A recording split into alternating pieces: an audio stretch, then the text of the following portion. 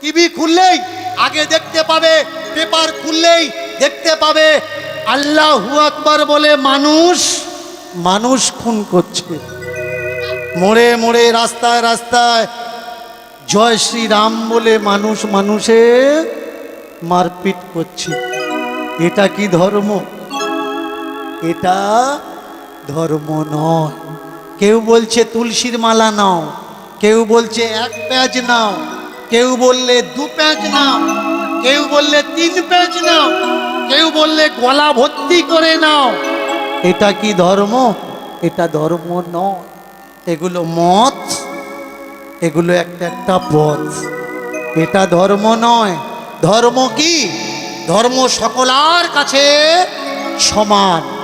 সূর্য পূব দিকে ওঠে, একটা মুসলমানকে জিজ্ঞাসা করুন সূর্য কোন দিক থেকে ওঠে, সে কি বলবে? পূব দিক থেকেই ওঠে। একটা পার্সিকে জিজ্ঞাসা করুন, খ্রিস্টানকে জিজ্ঞাসা করুন, বৌদ্ধকে জিজ্ঞাসা করুন, সে কি বলবে? পূব দিক থেকেই ওঠে। এটাই হলো ধর্ম, এক এবং শাশ্বত। ধর্ম দ্বিতীয় হয় না।